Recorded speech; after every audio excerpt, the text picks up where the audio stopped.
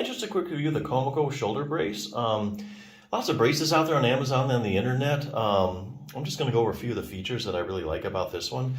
Basically, this is made up of basically kind of a neoprene rubber, Velcro, and a breathable mesh. So that's the main parts, what it's made out of. It does fit the left or right shoulder, which I really like. So, you know, let's say you used it for your left shoulder and then eventually, you know, hey, my right shoulder needs it, you know, and your shoulder's fine, but then later on down the road you need it for the other shoulder. You can just pick it up again, put it on the other shoulder. That's a really nice feature.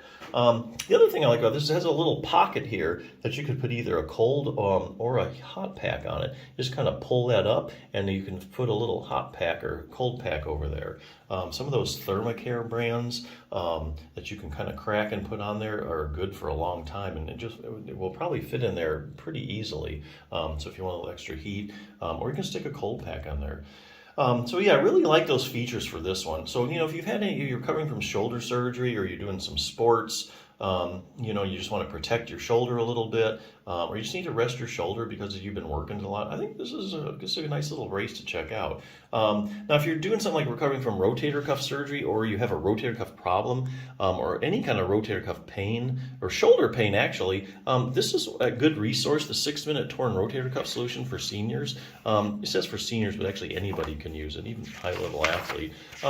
If you have any kind of a shoulder problem, you at least need to be strengthening your rotator cuff, and I'll tell you why. The shoulder is a really shallow ball and socket joint, and it depends heavily on the muscles to keep it in place. Now, that's unlike the hip, which is also a ball and socket joint, but it's a deep ball and socket joint, so it doesn't really require that much muscles to keep it in place. You don't hear of hips dislocating too often unless it's like some kind of trauma, you know, a car accident. But shoulders, you hear about people dislocating their shoulders all the time. Much more susceptible because it's a shallow ball and socket joint.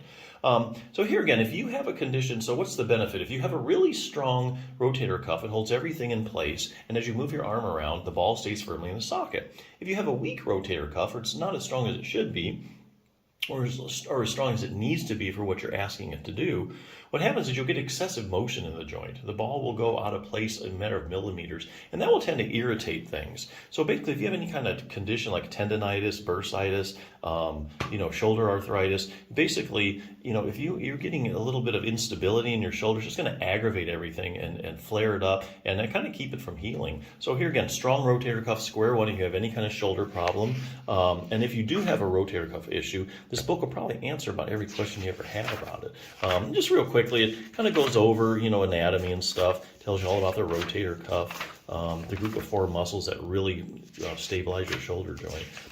Great question and answer section. What are the symptoms of a rotator cuff tear? Any arm maneuvers that might indicate I have a tear? What imaging tests are used? Where exactly does it tear at? Goes over, are there different kinds of rotator cuff tears? Here's a good one. I have a rotator cuff tear and I'm in a lot of pain. I need surgery, right?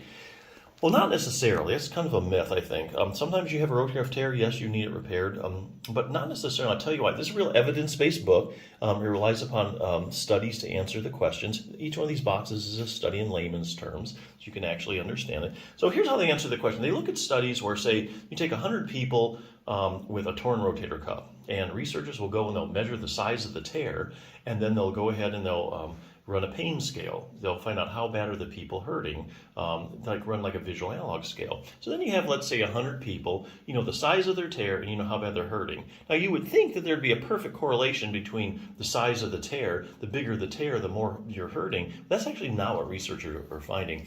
There's actually a fair amount of people walking around that have an asymptomatic rotator cuff tear. So there's other people actually walking around with big rotator cuff tears that have no pain. This is really common as you get older because the incidence of rotator cuff tears when you hit your 60s and 70s kind of goes up decade by decade, and a lot of them are just asymptomatic. So what you don't want to do is go to the doctor. I have shoulder pain. You end up getting an MRI. It shows a torn rotator cuff. You're like, there's my problem. I have a rotator cuff tear. I got to get it fixed.